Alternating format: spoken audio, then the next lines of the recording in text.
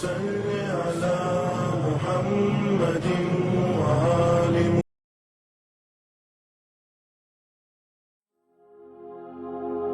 بسم الله الرحمن الرحيم اللهم نبهني فيه لبركات أسحاره ونور فيه قلبي بضياء أنواره وخذ بكل أعضائي إلى اتباع آثاره بنورك يا منور قلوب العارفين.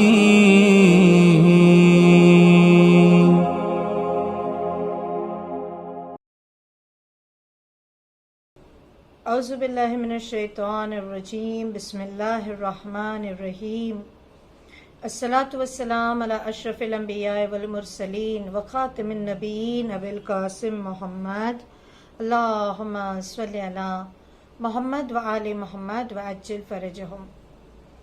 اما بعد فقد قال اللہ تعالی فی کتاب المبین وفرقان الحمید وقولہ الحق ایاک نعبد و ایاک نستعین. اللہم صلی علی محمد وآل محمد وعجل فرجہم. السلام علیکم ورحمۃ اللہ وبرکاتہ.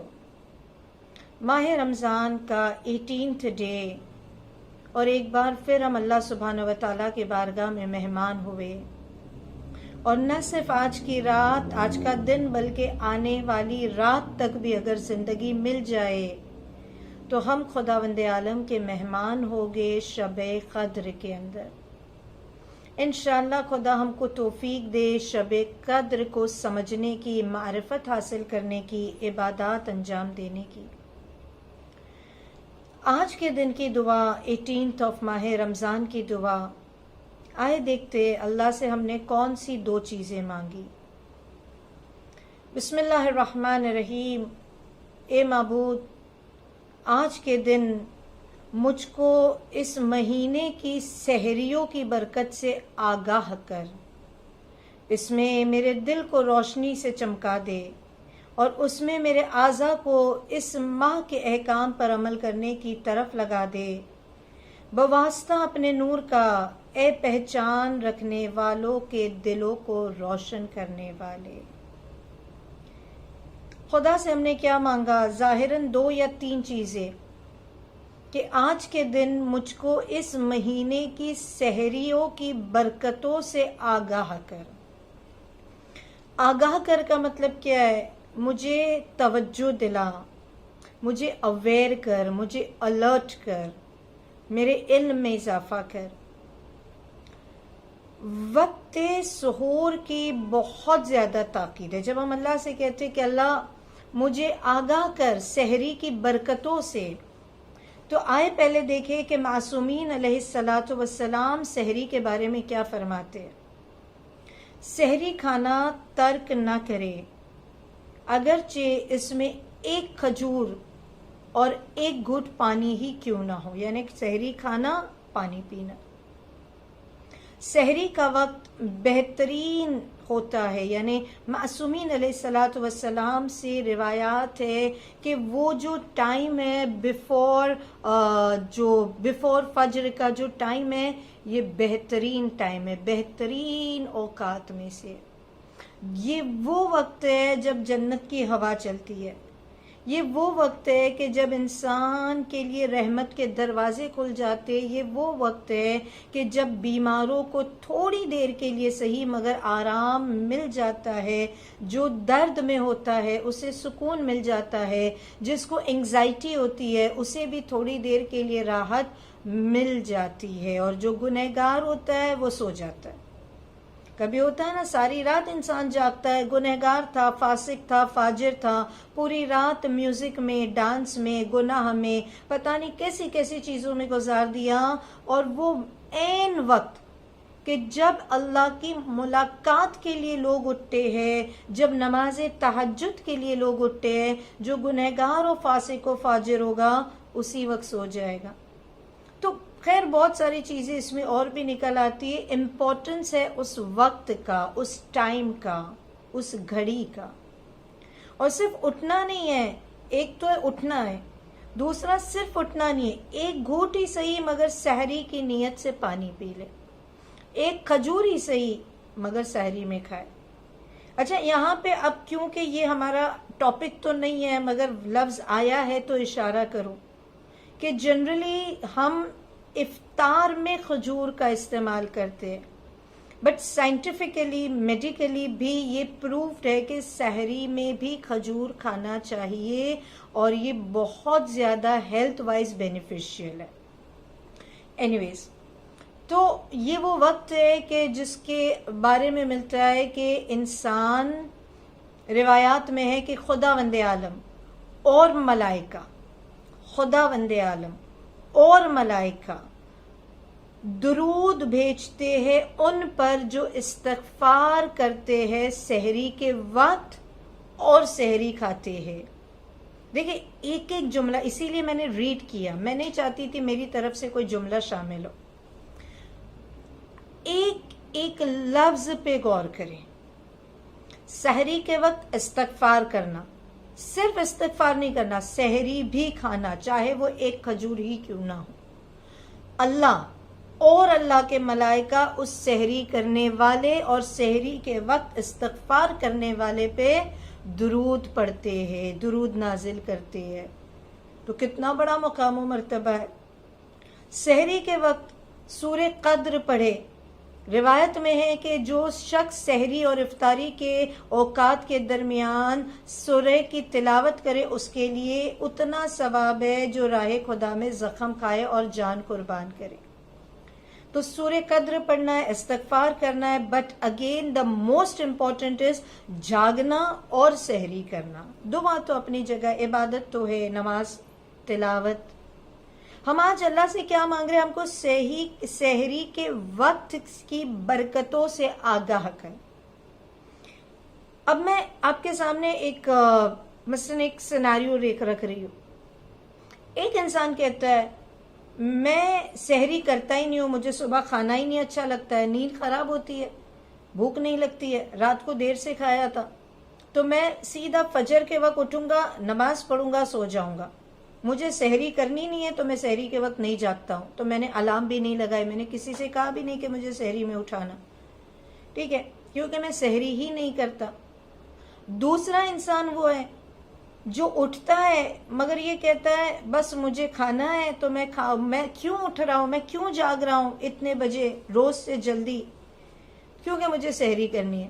سحری میں مجھے کیا کرنا ہے؟ مجھے کھانا ہے، مجھے پانی پینا ہے، مجھے اپنے آپ کو سیر کرنا ہے تاکہ دن کے وقت کی جو فکر ہوتی کہ ہائے اللہ روزہ رکھنا ہے کیسے پورا ہوگا، چلے سحری کر لیتے. یہ دونوں سچویشن میں الرٹنس نہیں ہے، آگاہی نہیں ہے. پہلا بندہ یہ سمجھ رہا ہے کہ مجھے کھانا نہیں ہے تو میں سحری میں کیوں جاگوں، اور دوسرا یہ کہہ رہا ہے کہ مجھے سیر و سیراب ہونا ہے، مجھے پورا دن بھوکا رہنا ہے تو میں اس وقت کھانا کھا لوں. مگر یہ دونوں کیسز میں ان میں سے ایک بھی یہ نہیں سوچ رہا ہے کہ یہ وقت کتنا امپورٹنٹ ہے. سحری کے وقت جاگنا بھی قربتاً اللہ، سحری کھانا بھی قربتاً اللہ. اے پروردگار عالم، سحری شاید مجھے اس وقت کھانا جمتا نہیں ہے، اچھا نہیں لگتا ہے، مگر میں نے تھوڑا سا کوئی لقمہ کھا لیا یا پانی پی لیا، قربتاً اللہ، مجھے اتنا سارا ثواب ملے گا. اللہ تیری خاطر، تیری خوشی میں، تیری محبت میں سحری کر رہی ہوں. یا ہو سکتا ہے میں نے چلے اپنی ضرورت کے اعتبار سے سحری کی، مگر پھر میں یہ کہوں کہ بارے اللہ میں سحری کر رہی ہوں مگر اس لیے کر رہی ہوں کہ مجھے پورا دن روزہ رکھنے کے لیے طاقت ملے، توانائی ملے. انسان اپنی ہر ایک مباح کام کو بھی عبادت کی طرف لے جا سکتا ہے. میں نیند لے رہی ہوں، میں سو رہی ہوں تاکہ مجھے طاقت ملے، تاکہ میں اور زیادہ عبادت کر سکوں، تو یہ سونا بھی عبادت. دیکھیں انسان بہت ساری چھوٹی چھوٹی چیزوں کو قربتاً اللہ بنا سکتا ہے، اللہ کی خاطر رکھ سکتا ہے. تو یہ سحری اسی میں سے. کاش کہ انسان آگاہ ہو جائے، اسے پتا چل جائے کہ اس وقت خدایا کیا برکتیں، کیا تحفے نازل ہو رہا ہے. اور برکتیں یعنی جو ویسے بھی کہا جاتا ہے نا کہ صبح کے وقت اپنی دکان کھول کے بیٹھو، کسٹمر خود آ جائے گے، اللہ خود راستے بنا دے گا. صبح سویرے جاگنا، فجر کے وقت جاگنا، رزق کے ملائکہ فجر میں تمہاری روزی لے کر آتے، اگر تم سوئے ہو دروازہ بند سمجھ کے چلے جائے گے. بہت ساری چیزیں اس وقت کی برکتوں کے بارے میں تو بہت پڑھا جا سکتا ہے. آج ہم نے اللہ سے کیا مانگا؟ خدایا مجھے سحری کی برکتوں سے آگاہ کر، یعنی مجھے پتا تو ہو کہ سحری کی برکات کیا ہے، تو میں تلاوت کروں، تو میں دعا مانگوں، تو میں دعائے سحر پڑھوں. اور سحری کے وقت میں تو کتنی ساری دعائیں ابو حمزہ شمالی اگر انسان پڑھے نا، بہت ساری دعائیں، بہت ساری تسبیحات ہیں، تسبیحات پڑھے، ذکر کرے، برکت لے اور سحری بھی کرے. دوسرا ہم نے اللہ سے کیا مانگا؟ اس میں میرے دل کو اس کی روشنیوں سے چمکا دے. یعنی اگر مجھے ایک بار پتا چل جائے کہ سحری کی کیا برکتیں ہیں تو میں اسے درک کروں، میں اس پر عمل کروں، میں اس کو اپنی روٹین کا حصہ بنا لوں. تو ویسے میرا قلب منور ہو جائے گا، ویسے میرے وجود سے عبادت کا نور آ جائے گا. اگر میں نے یہ سوچا کہ دس ٹائم از امپورٹنٹ تو پورا دن قرآن پڑھتی ہوں مگر تھوڑی چند آیتیں سحری کے وقت پڑھ لوں، تو وہ میرے وجود کو نورانیت عطا کرے گا. میں نماز شب سحری کے لیے اٹھی، چلے نماز شب پڑھ لیتی ہوں، میرے وجود میں نورانیت آ رہی ہے. تو یہ جملہ بھی بہت زیادہ تفصیل مانگ لیتا ہے کہ پروردگارا مجھے یعنی یہ جو ایک سحری کے وقت میں میرے قلب کو ضیا دے دے، نور دے دے، منور کر دے، عبادت کا نور، برکتوں کا نور. خدا کی عبادت کرنے والے کو چاہے کلر کمپلیکشن ڈارک ہی کیوں نہ ہو مگر خدا نور دے دیتا ہے. جناب بلال کے چہرے پہ جو نور تھا، جناب جون جو کربلا میں سب سے زیادہ جو لاشا چمک رہا تھا وہ جناب جون کا. جب انسان یہ برکتوں سے اس عبادت کے مہینے سے نور لے لے گا تو پھر ہم سنتے ہیں نا کہ جنت میں کوئی کالی رنگت والا نہیں جائے گا، سکن کمپلیکشن ڈارک ہی کیوں نہ ہو، اللہ اسے دنیا میں بھی اور جب وہ قبر سے اٹھے گا اس کی پیشانی سے نور ساطع ہو رہا ہوگا. پھر ہم نے اللہ سے کیا مانگا؟ اس میں میرے اعضاء کو اس ماہ کے احکام پر عمل کرنے کی طرف لگا دے. ایک دعا کمیل کا جملہ ہے، اے اللہ میرے اعضاء و جوارح، میرے باڈی پارٹس کو تیری خدمت میں لگا دے، تیری عبادت میں لگا دے.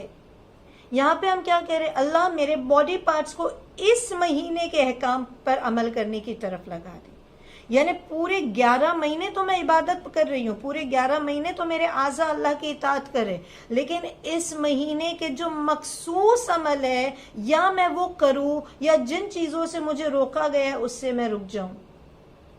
تو تھوڑی ایکسٹرا کرنا، تھوڑا زیادہ کرنا. اگر ایوری ڈے میں صرف 3 رکعت نماز شب کی پڑھتی تھی تو ماہ رمضان میں 11 پڑھنے کی کوشش کرے. اگر ہمیشہ یہ ہوتا تھا کہ میں صرف مغرب اور عشاء کی نوافل پڑھتی تھی، ظہرین کی نہیں پڑھ پاتی تھی، اس مہینے میں وہ بھی کوشش کرے. یعنی جتنا زیادہ ہو سکے میرے اعضاء و جوارح خدا کی اطاعت میں لگ جائے، نافرمانیوں سے اپنے آپ کو بچا لے. تو یہ بہت بڑی چیز ہے جو ہم اللہ سے مانگ رہے ہیں. اور آج مانگنے کی رات ہے، کیونکہ اب جیسے جیسے شب قدر کی طرف آگے بڑھے گے خدا سے مانگے اللہ مجھے ایسا بندہ بنا دے جس سے تو راضی ہو. مولا حسین علیہ السلام اسی طریقے سے دعا مانگتے تھے، مولا علی علیہ السلام اسی طریقے سے دعا مانگتے، پروردگارا تو ویسا رب ہے جیسا کوئی خدا کا تصور اگر کرے کہ ایک حاکم، ایک بادشاہ، ایک خدا، ایک رب کیسا ہوتا ہے تو اس سے کئی گنا زیادہ اعلیٰ، عظیم، برتر ہے. اور میں سب سے برا غلام، سب سے پست، سب سے حقیر، نافرمان. مجھ میں کوئی ایک کوالٹی تو ایسی ہو جو تو اپنے بندوں میں دیکھنا چاہتا ہے. مجھے ایسا عبد بنا جسے تو پسند کرے. میرے ہاتھ اٹھے تو قربتاً اللہ، میرے پیر چلے تو قربتاً اللہ، میرے کان سنے تو قربتاً اللہ، میری آنکھیں دیکھے تو قربتاً اللہ، میرے اعضاء صرف اور صرف خدا کی خاطر، خدا کی خوشی کی خاطر اٹھے. اور پھر ہم کہتے بواسطہ اپنے نور کے. دیکھیں کتنا بڑا واسطہ دے رہے. ہم نے روشنی مانگی ہے نا، اپنے روح کے لیے ضیاء مانگی ہے. قبر سے اٹھے، قیامت کا اندھیرا ہوگا پیشانی پہ، نور ظاہر ہو کہ وہ اندھیرا میدان قیامت کا ہمارے لیے روشن ہو جائے. تو کیا واسطہ دے رہے؟ بے نور کا، تیرے نور کا واسطہ. یا منورہ قلوب العارفین، اے پہچاننے والوں کی، عارفوں کے دل کو روشن کرنے والے. جو خدا کو پہچان لیتا ہے وہ عارف ہو جاتا ہے. جو خدا کو پہچان لیتا ہے اس کا گھر بھلے چھوٹا، اس کا دل بہت وسیع ہوتا ہے. اس کا وجود میں نور ہوتا ہے، اس کے دل میں نور ہوتا ہے کہ اللہ کہتا ہے کہ میرا گھر مومن کا دل ہے. القلب حرم اللہ، القلب مومن حرم اللہ. اللہ کا حرم ہے، اللہ کا گھر ہے مومن کے دل میں. اے عارفوں کے دلوں کو روشنی دینے والے. عارف کون ہے؟ آغا بہجت. عارف کون ہے؟ قاضی طباطبائی. کیا بڑے بڑے عرفا گزرے ہیں.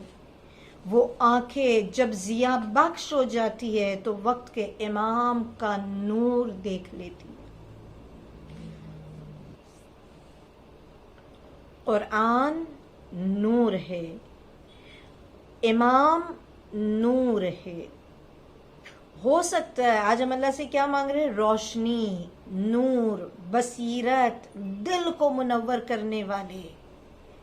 نور، تیرے نور کا واسطہ. نور کیا ہے؟ بس اگر میں آخری بات کہوں کہ جابر ابن عبداللہ انصاری شاید اس وقت نابینا ہو چکے تھے ایز پر نریشنز، کچھ روایات میں، کہ جب امام محمد باقر علیہ السلام کی ولادت ہوئی، جب امام اس ایج پر ہے، جابر سے ملاقات ہوتی ہے. جابر نابینا ہو چکے مگر جو سلام رسول خدا نے پہنچوایا تھا، جابر ظاہری آنکھوں سے نہیں دیکھ سکتے مگر نور، خوشبو امامت کو پہچان لیا اور سلام پہنچایا کہ آپ کے نانا رسول خدا نے سلام بھیجا. جابر آپ نے کیسے پہچانا؟ کہ خوشبو امامت، نور امامت، دل کی نگاہ سے اپنے امام کو دیکھا. قرآن نور ہے. قاسم کربلائی پڑھے لکھے نہیں تھے، ان کو پڑھنا لکھنا نہیں آتا تھا، کبھی کسی اسکول میں نہیں گئے شاید، مگر اللہ نے جب ان کی اطاعتوں کی بنا پر، ان کی معرفت کی بنا پر ان کو آنکھوں کو وہ بصیرت، وہ علم، وہ نور دے دیا تھا کہ قاسم کربلائی کے سامنے جب قرآن رکھا جاتا تھا تو پڑھ لیتے تھے. اگر کوئی news paper, Arabic news paper کی کٹنگ ہوتی تھی تو نہیں سمجھ پاتے تھے، نہیں پڑھ پاتے تھے. وہی الف با تا سا نہیں پڑھ پا رہے کیونکہ نیوز پیپر کی کٹنگ ہے. کہتے میں نے پڑھا ہی نہیں، مجھے آتا ہی نہیں ہے. لیکن جب قرآن کی کوئی آیت رکھی جائے تو فوراً پڑھ لیتے تھے. یعنی کس طرح سے اللہ نور دے دیتا ہے. نور کی نسبت دلوں سے ہوتی ہے، ان آنکھوں سے نہیں ہوتی ہے. آئے خدا سے مانگے، پروردگارا شب قدر کی رات، نزول قرآن کی رات، قرآن پڑھنے کی رات، قرآن سمجھنے کی رات، اے اللہ ہمیں اس قرآن مجید کے نور سے منور کر میرے وجود کو، اور تجھے اس امام کا واسطہ جس کی شب ضربت ہے، جو شہید ہونے والے، اس امام کا بیٹا جو پردہ غیبت میں ہے. اللہ ہمارے امام کے ظہور میں تعجیل فرما اور امام کے چہرہ پر نور کی زیارت سے ہماری آنکھوں کو ضیاء عطا فرما. وآخر الدعوانا ان الحمد للہ رب العالمین. اللہم صلی علی محمد و آل محمد و عجل فرجہم.